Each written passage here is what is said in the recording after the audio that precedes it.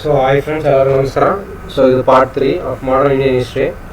So ಇದರಲ್ಲಿ ನಾವು British ಅಂದರೆ ಇಂಗ್ಲೀಷ್ ಪೀಪಲ್ಲು ಬಂದಿರೋದು, ಸೊ ಅವ್ರೇನೇನು ಮಾಡೋದು ಅದ್ರ ಬಗ್ಗೆ ಎಲ್ಲ ತಿಳ್ಕೊತೀವಿ. ಇದಕ್ಕೆ ಮುಂಚೆ 2 ಪಾರ್ಟ್ ಆಗಿದೆ. ಸೊ ಅದನ್ನು ನೋಡ್ಕೊಂಡು ಬಂದು ಇದನ್ನು ನೋಡಿ ನೀಟಾಗಿ ಅರ್ಥ ಆಗುತ್ತೆ. ಇಲ್ಲಾಂದರೆ ಬರೀ ಬ್ರಿಟಿಷ್ ಅವ್ರು ನೋಡಬೇಕು ಅಂದರೆ ಇದನ್ನೇ ನೋಡಿ ಸಾಕು. ಸೊ ಅದಕ್ಕೆ ಮುಂಚೆ ಈ ಚಾನಲ್ನ ಸಬ್ಸ್ಕ್ರೈಬ್ ಮಾಡಿ, ಲೈಕ್ ಮಾಡಿ, ಶೇರ್ ಮಾಡಿ. ಯಾಕೆ ಅಂದರೆ ನಾನು ಇನ್ನೂ ಡಿಫ್ರೆಂಟ್ ಟೈಪ್ಸ್ ಆಫ್ ವೀಡಿಯೋಸು ಎಲ್ಲ PSI ಎಲ್ಲದಕ್ಕೂ ಏನೇನು ಬೇಕಾಗಿದೆ, ನ್ಯೂಮರ್ ಎಬಿಲಿಟಿ, ಮೆಂಟಲ್ ಎಬಿಲಿಟಿ, ಆಮೇಲೆ ಆ್ಯಪ್ಟಿಟ್ಯೂಡು, ಜಿಯೋಗ್ರಫಿ, ಪೊಲಿಟಿ ಎಲ್ಲ ನಾನು ವೀಡಿಯೋಸ್ ಪ್ಲೇಲಿಸ್ಟ್ ಮಾಡ್ತೀನಿ ಇವಾಗ. ಸೊ ಇದು ಸ್ಟಾರ್ಟಿಂಗು. ಪ್ಲೀಸ್ ಸಪೋರ್ಟ್ ಮಾಡಿ, ಲೈಕ್ ಮಾಡಿ, ಶೇರ್ ಮಾಡಿ, ಸಬ್ಸ್ಕ್ರೈಬ್ ಮಾಡೋದು ಮಾತ್ರ ಮರಿಬೇಡಿ. ಸೊ ಇವಾಗ ನೋಡೋಣ ಇಂಗ್ಲೀಷ್ ಪೀಪಲ್ ಅಂದರೆ ಬ್ರಿಟಿಷ್ ಪೀಪಲು ಏನು ಬಂದರು, ಏನಾಯಿತು, ಏನೆಲ್ಲ ನೋಡೋಣ. ಸೊ ಇಂಗ್ಲೀಷ್ ಬಂದರು. Before the establishment of East India company, John Mildenhall and English merchant came to India over land route to trade with India merchants in 1598. ಅಂದರೆ ಅವರು East India company ಮಾಡೋದಕ್ಕಿಂತ ಮುಂಚೆನೇ, ಇನ್ನೂ ಮಾಡಿರಲಿಲ್ಲ. ಈಸ್ಟ್ ಇಂಡಿಯಾ ಕಂಪ್ನಿ ಮಾಡೋಕ್ಕೆ ಮುಂಚೆನೇ ಯಾರು ಬಂದಿದ್ರು? John Mildenhall, who was the first person to come to India through land route ಅಂತಾನು ಕೇಳ್ಬೋದು. For as a English merchant for trade purpose ಅಂತಾನು ಕೇಳ್ಬೋದು. 1599 ಯಾರು ಬಂದಿದ್ರು ಅಂತ ಕೇಳ್ಬೋದು. ಸೊ ನಿಮ್ಗೆ ನೆನಪಿರ್ಬೇಕೇನು, ಜಾನ್ ಮಿಲ್ಡನ್ ಹಾಲ್ ಇಡೀ ಈಸ್ಟ್ ಇಂಡಿಯಾ ಕಂಪ್ನಿಗಿಂತ ಬರೋಕ್ಕೆ ಮುಂಚೆ, ಎಸ್ಟಾಬ್ಲಿಷ್ ಆಗೋಕ್ಕಿಂತ ಮುಂಚೆ ಜಾನ್ ಮಿಲ್ಡನ್ ಹಾಲ್ ಬಂದಿದ್ರು. As a English merchant came to India over the land route to trade with Indian merchants in 1599. ಅರ್ಥ ಆಯ್ತಾ? First John Mildenhall ಬಂದಿದ್ರಂತೆ.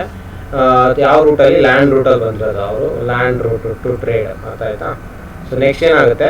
The English East India company was form by a group of merchant in 1599. 1500 East India company was form by a group. ಯಾರು form ಮಾಡಿರೋದು? ಒಂದು group of ಮರ್ಚೆಂಟ್ಸು, ವ್ಯಾಪಾರ ಮಾಡೋರು. ಅವ್ರು ಏನು ಮಾಡಿದ್ರು? ಒಂದು ಗ್ರೂಪ್ ಕ್ರಿಯೇಟ್ ಮಾಡಿದ್ರು. ಅವರು ಈಸ್ಟ್ ಇಂಡಿಯಾ ಕಂಪ್ನಿನ ಎಸ್ಟಾಬ್ಲಿಷ್ ಮಾಡಿದ್ರು, ಫಾರ್ಮ್ ಮಾಡಿದ್ರು. ಸೊ ಆ ಗ್ರೂಪ್ ಆಫ್ ಮರ್ಚೆಂಟ್ಸ್ನ ಏನಂತ ಕರಿತೀವಿ? ಮರ್ಚೆಂಟ್ ಅಡ್ವೆಂಚರ್ಸ್ ಅಂತ. ಯಾವಾಗ ಫಾರ್ಮ್ ಮಾಡಿದ್ರು, ಎಸ್ಟಾಬ್ಲಿಷ್ ಮಾಡಿದ್ರು ಈಸ್ಟ್ ಇಂಡಿಯಾ ಕಂಪ್ನಿನ? 1599 ಈಸ್ಟ್ ಇಂಡಿಯಾ ಕಂಪ್ನಿ ಎಸ್ಟಾಬ್ಲಿಷ್ ಮಾಡಿದ್ರು. ಸೊ ಮರ್ಚೆಂಟ್ ಗ್ರೂಪ್ನ ಏನಂತಾರೆ? ಮರ್ಚೆಂಟ್ ಅಡ್ವೆಂಚರ್ಸ್ ಅಂತ ಕರೀತಾರೆ. ಇಂಗ್ಲೆಂಡ್ ಇಂದ ಬಂದಿರೋ ಮರ್ಚೆಂಟ್ಸ್ ಯಾವ ಗ್ರೂಪ್ ಮಾಡಿ ಈಸ್ಟ್ ಇಂಡಿಯಾ ಕಂಪನಿನ ಕ್ರಿಯೇಟ್ ಮಾಡಿದ್ರಲ್ಲ, ಸೊ ಅವರು ಆ ಗ್ರೂಪ್ನ ಏನಂತೀವಿ ನಾವು? ಮರ್ಚೆಂಟ್ ಅಡ್ವೆಂಚರ್ಸ್ ಅಂತ ಕರಿತೀವಿ. ಸೊ ಅದಾದಮೇಲೆ ಏನು ಮಾಡ್ತಾರೆ? ಜಹಾಂಗೀರ್ ಅವಾಗ ಮೊಘಲ್ ಎಂಪರರ್ ಇರ್ತಾನೆ ಜಹಾಂಗೀರ್. ಸೊ ಅವನು ಏನು ಮಾಡ್ತಾನೆ? ಫಾರ್ಮನ್ ಟು ಕ್ಯಾಪ್ಟನ್. ಯಾರು? ಕ್ಯಾಪ್ಟನ್ ಹಾಕಿನ್ಸ್ ಅಂತ ಇರ್ತಾನೆ ಒಬ್ಬ, ಇಂಗ್ಲೆಂಡ್ ಅವನು. ಸೊ ಅದೇ ಇಂಗ್ಲೀಷ್ ಅವನು. ಸೊ ಅವನಿಗೆ ಫಾರ್ಮನ್ ಅಂತ ಅಲೋ ಮಾಡ್ತಾನೆ.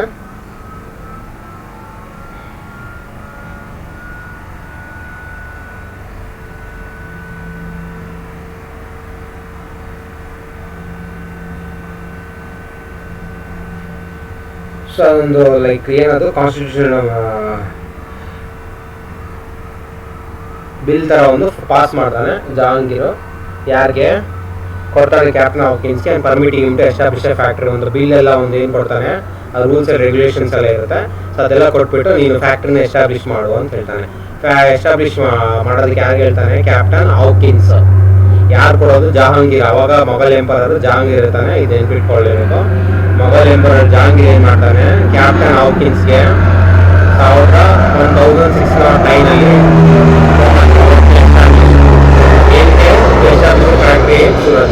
ಫ್ಯಾಕ್ಟ್ರಿ ಸೂರತ್ತಲ್ಲಿ ಎಸ್ಟಾಬ್ಲಿಷ್ ಮಾಡ್ಕೊಳ್ತಾರೆ. ಅದಾದ್ಮೇಲೆ ಏನಾಗುತ್ತೆ? ಸರ್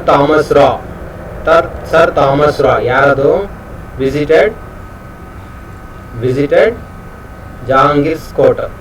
ಇದಾದ್ಮೇಲೆ ಸೂರತ್ತಲ್ಲಿ ಫ್ಯಾಕ್ಟ್ರಿ ಮಾಡ್ಕೊಳ್ಳೋಕ್ಕೆ ಅವಕಾಶ ಕೊಟ್ಟರು.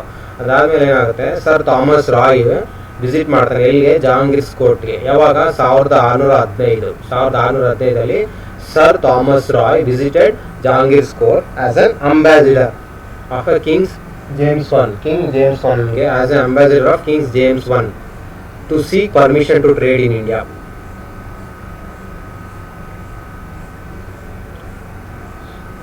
ಸೊ ನೋಡಿ, ಸರ್ ಥಾಮಸ್ ರಾಯ್ ವಿಸಿಟ್ ಮಾಡ್ತಾನೆ ಜಹಾಂಗೀರ್ಸ್ ಕೋರ್ಟು. ಪರ್ಮಿಷನ್ ತೊಗೊಳಕ್ಕೆ. ಏನಕ್ಕೆ ಪರ್ಮಿಷನ್ ತೊಗೊಳಕ್ಕೆ? ಟ್ರೇಡ್ ಮಾಡೋದಕ್ಕೆ. ಅಂದರೆ ವ್ಯವಹಾರ ಮಾಡೋದಕ್ಕೆ ಪರ್ಮಿಷನ್ ತೊಗೊಳಕ್ಕೆ ಹೋಗ್ತಾನೆ. ಅವ್ನು ಯಾವ ಅಂಬಾಸಿಡರು? ಕಿಂಗ್ ಜೇಮ್ಸ್ ಒನ್ಗೆ ಅಂಬಾಸಿಡರ್. ನೆನ್ಪಿಟ್ಕೊಳ್ಳಿ, ಇಟ್ಸ್ ವೆರಿ ಇಂಪಾರ್ಟೆಂಟ್. ಸೊ ಯಾರು ಅಂಬಾಸಿಡರು? ಫಸ್ಟ್ ಅಂಬಾಸಿಡರ್ ಹೋಗಿ ಜಹಾಂಗೀರ್ ಕೊಟ್ಟ ಅಂದರೆ ಸರ್ ಥಾಮಸ್ ರಾಯ್. ಯಾವ್ದು ಅಂಬಾಸಿಡರ್? ಅವನು King James one to see ಏನಕ್ಕೆ ಹೋದ ಅಂದರೆ ಪರ್ಮಿಷನ್, ಟ್ರೇಡ್ ಮಾಡೋದಕ್ಕೆ ಪರ್ಮಿಷನ್ ತೊಗೊಳಕ್ಕೆ ಹೋದ.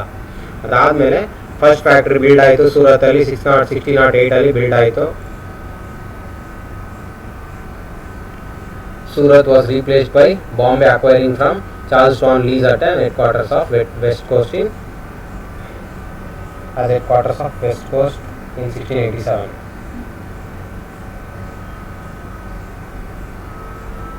ಸೊ ನೀವು ನೋಡ್ಬೋದು ಇಲ್ಲಿ ನೋಡಿ, ಸೂರತ್ತು ಅದಾದಮೇಲೆ ಸೂರತ್ನ ರೀಪ್ಲೇಸ್ ಮಾಡ್ತಾರೆ. Surat was replaced by the Bombay acquired from Charleston lease as the headquarters on the west coast. Charleston ಅಂತ ಇಂಗ್ಲೆಂಡ್ ಕಿಂಗ್ ಇರ್ತಾನಲ್ಲ, ಸೊ ಅವ್ನಿಗೆ ಯಾರು? ಪೋರ್ಚುಗೀಸ್ ಕಿಂಗು ಕೊಟ್ಟಿರ್ತಾನೆ.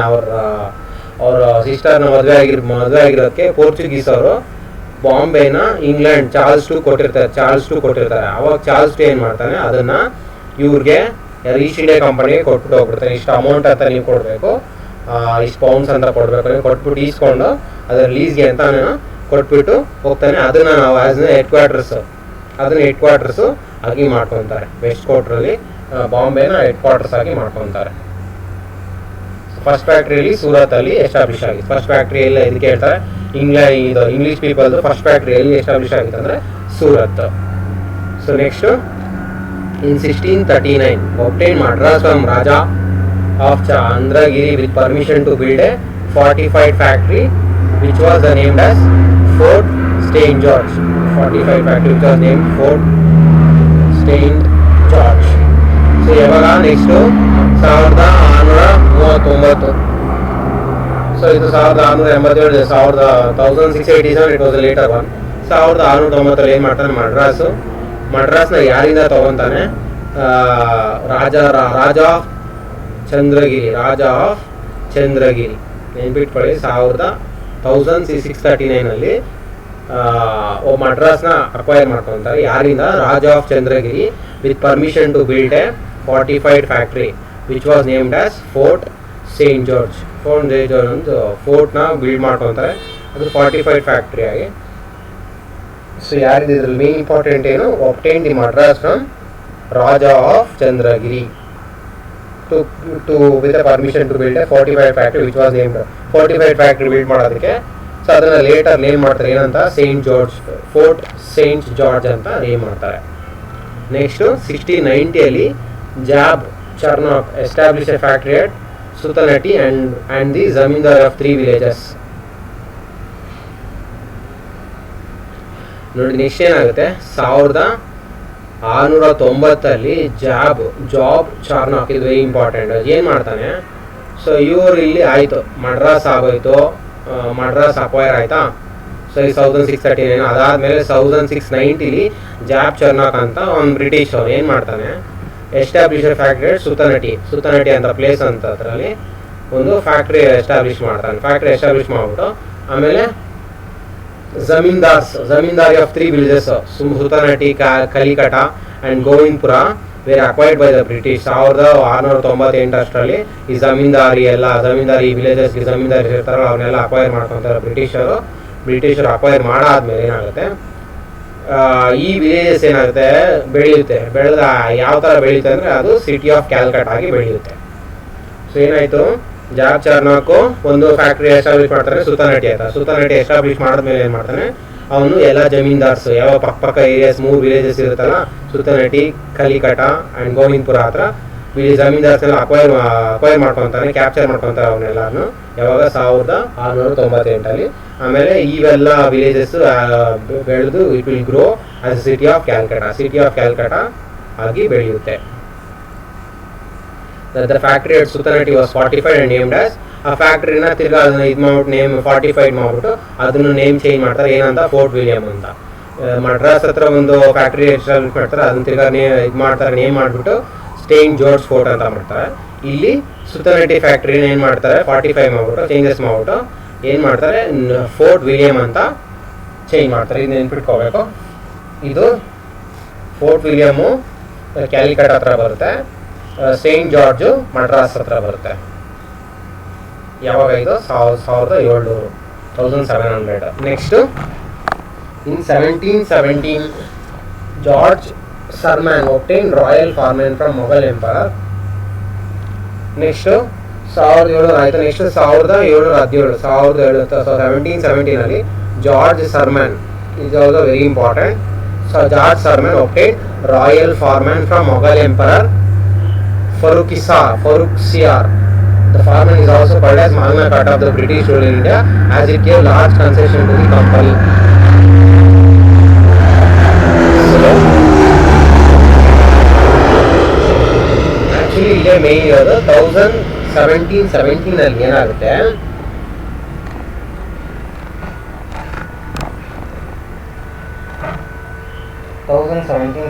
ಏನಾಗುತ್ತೆ, ಜಾರ್ಜ್ ಸರ್ಮನ್ ಜಾನ್ ಸರ್ಮನ್ ಅಂತ ಅವನು ಇಂಗ್ಲೆಂಡ್ ಅವನು ಇರ್ತಾನೆ, ಬ್ರಿಟಿಷ್ ಅವನು ಇರ್ತಾನೆ. ಅವನೇನು ಮಾಡ್ತಾನೆ, ರಾಯಲ್ ಫಾರ್ಮನ್ ಅಂದರೆ ಅವನು ಮೊಘಲ್ ಎಂಪರರ್ ಹತ್ರ ಹೋಗಿರ್ತಾನೆ. ಮೊಘಲ್ ಎಂಪರರ್ ಫರೂಖಿಸಿಯಾರ್ ಹತ್ರ ಹೋಗಿರ್ತಾನೆ. ಸೊ ಅವ್ನಿಗೇನೋ ಮೆಡಿಕಲ್ ಹೆಲ್ಪ್ ಮಾಡ್ತಾನೆ. ಮೆಡಿಕಲ್ ಹೆಲ್ಪ್ ಮಾಡಿದ್ದಕ್ಕೆ ಏನಾಗುತ್ತೆ, ಅವನಿಗೆ ಇದು ಕೊಡ್ತಾರೆ, ಒಂದು ರಾಯಲ್ ಫಾರ್ಮನ್ ಅಂದರೆ ಒಂಥರ ಏನದು ಒಂದು ಡಾಕ್ಯುಮೆಂಟ್ ಥರ, ನೀವು ಈ ಥರ ಟ್ರೇಡ್ ಮಾಡ್ಕೋಬೋದು, ಇದೆಲ್ಲ ನೀವು ಒಂಥರ ಏನದು ಅಡ್ವಾಂಟೇಜಸ್, ಸಬ್ಸಿಡಿ ಥರ ಕೊಡ್ತಾನೆ. ಏನೇನು ಇರ್ತದೆ ಅಂತ ಆಮೇಲೆ ಓದ್ಬೋದು, ಅದ್ರ ಬಗ್ಗೆ ತಿಳ್ಕೊಬೋದು. ಸೊ ಯಾರು ತೊಗೊತಾರೆ, ಜಾನ್ ಸರ್ಮನ್ ಯಾವಾಗ ತೊಗೊತಾರೆ, 1717 ಜಾನ್ ಸರ್ಮನ್ ಮೊಘಲ್ ಎಂಪರರು ಫರೂಖಿಸಿಯಾರ್, ಇದು ನೆನ್ಪಿಟ್ಕೊಳ್ಳಿ. ಯಾರು ತೊಗೊಂಡಿದ್ದು, ಜಾನ್ ಸರ್ಮನ್, ಯಾರ ಹತ್ರ, ಫರೂಖಿಸಿಯಾರ್ ಮೊಘಲ್ ಎಂಪರರು. ಇದನ್ನೇ ಏನಂತಾರೆ, Magna Carta. Is very important. ಈ farman Magna Carta British rule in India ಅಂತ ಹೇಳ್ತಾರೆ. ಸೊ ಯಾವುದು which was the Magna Carta of the British rule in India ಅಂದರೆ the farman that was bought from the John Surman from the Mughal emperor Farrukhsiyar ಅಂತ. As it gave large concession to the company, ಅಂದರೆ ಎಲ್ಲ ಥರ subsidy ಕನ್ಸೆಷನ್ಸು, ಟ್ರೇಡ್ಗೆ ನೀವು tax ಕಟ್ಟೋದು ಬೇಕಾಗಿಲ್ಲ, ಅದು ಇದು ಅಂತೆಲ್ಲ ಇರುತ್ತೆ. ಸೊ ಇದರಲ್ಲಿ ಇದು ನೆನ್ಪಿಟ್ಕೋಬೋದು.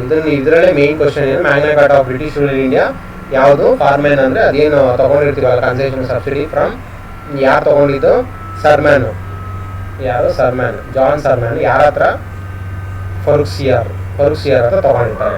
ಆಮೇಲೆ ನೆನ್ಪಿಟ್ಕೋಬೋದು, ಇದು ಫೋರ್ಟ್ ವಿಲಿಯಮು ಸತಿನಟಿ ಅಂದರೆ ಸುತನಟಿ ಹತ್ರ ಕ್ಯಾಪ್ಚರ್ ಮಾಡ್ಕೊಂಡಿರ್ತಾರಲ್ಲ, ಅಲ್ಲೊಂದು ಫ್ಯಾಕ್ಟ್ರಿ ಕಂಡಿರ್ತಾರೆ, ಎಸ್ಟಾಬ್ಲಿಷ್ ಮಾಡಿರ್ತಾರಲ್ಲ, ಅದನ್ನು ರೀನೇಮ್ ಮಾಡಿಬಿಟ್ಟು ಫೋರ್ಟ್ ವಿಲಿಯಮ್ ಅಂತ ಹೇಳ್ತಾರೆ.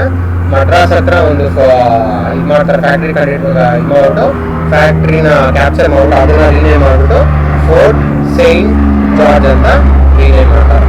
ಸೊ ಇದರಲ್ಲಿ ನೆನ್ಪಿಟ್ಕೋಬೇಕಾಗಿರೋದು, ಫೋರ್ಟ್ ಸೇಂಟ್ ಜಾರ್ಜ್ ಇಂದ ಯಾರ ಹತ್ರದಿಂದ, Raja of Chandragiri Job Charnock ಫ್ಯಾಕ್ಟ್ರಿನ ಎಸ್ಟಾಬ್ಲಿಷ್ ಮಾಡಿದ ಸುಲ್ತಾನಟಿ. ಆಮೇಲೆ ಜಮೀನ್ದಾರ ಸುಲ್ತಾನಟಿ ಗೋವಿಂದಪುರ ಅಕ್ವೈರ್ಡ್ ಬಂದು ಬ್ರಿಟಿಷ್. ಸೊ ಇವೆಲ್ಲ main important. First factory Surat, ಇದು ಮೇನ್ ಇಂಪಾರ್ಟೆಂಟ್. ಸೊ ಆಮೇಲೆ it was replace by Bombay. Surat replace ಆಗುತ್ತೆ ಬಾಂಬೆಗೆ as a headquarters. Bombay ಯಾರ ಹತ್ರ ತೊಗೊಂಡಿರ್ತಾರೆ, ಚಾರ್ಲ್ಸ್ ಟು ಅವನು ಇಂಗ್ಲೆಂಡ್ ಕಿಂಗ್. ಅವ್ನಿಗೆ ಯಾವಾಗ ಕೊಟ್ಟಿರ್ತಾರೆ, ಪೋರ್ಚುಗೀಸ್ ಕಿಂಗ್. ಯಾಕೆ ಕೊಟ್ಟಿರ್ತಾನೆ, ಸೊ ಅವನು ಮದುವೆ ಆಗಿರ್ತಾನೆ. Portuguese king British Charles two ಅವ್ರ ಏನದು ಸಿಸ್ಟರ್ನ ಮದುವೆ ಆಗಿದ್ದಾಗ ಅವ್ನು ಗಿಫ್ಟಾಗಿ ಕೊಟ್ಟಿರ್ತಾನೆ. ಅವ್ನು ಚಾರ್ಲ್ಸ್ ಏನು ಮಾಡ್ತಾನೆ, ಇದನ್ನು ಇವ್ರ ಕಂಪ್ನಿ ಕೊಟ್ಬಿಟ್ಟು ಇಷ್ಟು ಅಂತ ದುಡ್ಡಿಗೆ ಲೀಸ್ಗೆ ಅಂತ ಕೊಟ್ಬಿಟ್ಟು ಹೋಗಿರ್ತಾನೆ. ಸೊ ಇದು ನಿಮ್ಗೆ ಇಷ್ಟ ಆಗಿದೆ, ಅರ್ಥ ಆಗಿದ್ರೆ ಪ್ಲೀಸ್ ಲೈಕ್ ಮಾಡಿ, ಶೇರ್ ಮಾಡಿ, ಕಮೆಂಟ್ ಮಾಡಿ, ಸಬ್ಸ್ಕ್ರೈಬ್ ಮಾಡೋದು ಮಾತ್ರ ಮರಿಬೇಡಿ. ಎಷ್ಟಾಗುತ್ತೆ ಅಷ್ಟು ಜನ ಸಬ್ಸ್ಕ್ರೈಬ್ ಮಾಡಿ. ಯಾರೇ ಹೊಸ ಬರ್ತಾವೆಲ್ಲ ಸಬ್ಸ್ಕ್ರೈಬ್ ಮಾಡಿ. ಇನ್ನು ಆದಷ್ಟು ಎಲ್ಲ types of videos, exams related useful ಆಗೋ ವೀಡಿಯೋಸ್ ಎಲ್ಲ ತೊಗೊಬಂದು ಎಕ್ಸ್ಪ್ಲೇನ್ ಮಾಡಿ ನೀಟಾಗಿ ಅರ್ಥ ಆಗೋ ಥರ ಮಾಡ್ತೀನಿ. ಸೊ ಅರ್ಥ ಆದಮೇಲೆ ನೀವು ಓದಿದ್ರೆ ನಿಮ್ಗೆ ಈಸಿಯಾಗಿ ಅರ್ಥ ಆಗುತ್ತೆ. ಎಲ್ಲ ನೋಟ್ಸ್ ಬೇಕಾದ್ರೆ ಹಂಗೆ ನೋಟ್ ಮಾಡ್ಕೊಳ್ಳಿ. So thank you.